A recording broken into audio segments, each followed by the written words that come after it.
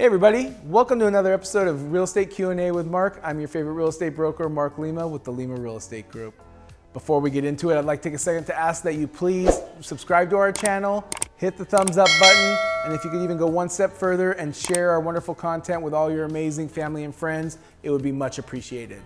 So, without further ado, let's jump right in. Today, we're going to talk about a question I get all the time, which is there a specific way to spark a bidding war when selling your home?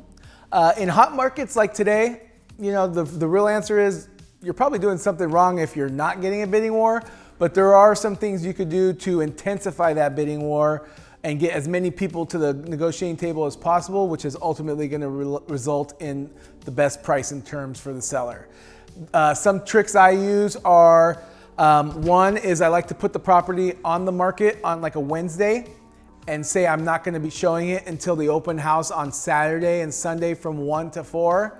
What that does is it consolidates the amount of time people can preview the property, which then creates almost like a zoo inside the house where there's a ton of people, and then, you know, putting yourself in the shoes of the buyer, you know, you're walking around and you're saying, hey, honey, I love this house, but look, there's so many people here, there's gonna be a ton of offers.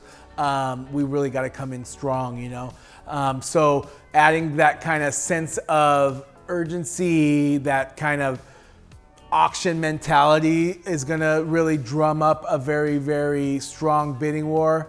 Another tactic I use is to say, hey, you know, we're showing it on Saturday and Sunday, we're gonna show it through the week, and then we are only gonna review offers on Wednesday. So what that does is it gives us time to accumulate several offers as opposed to taking them one by one.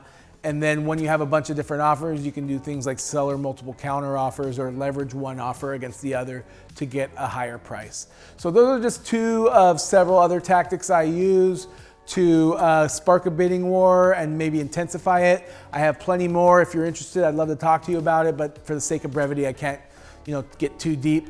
But yes, there are things you can do to create a bidding war and intensify it.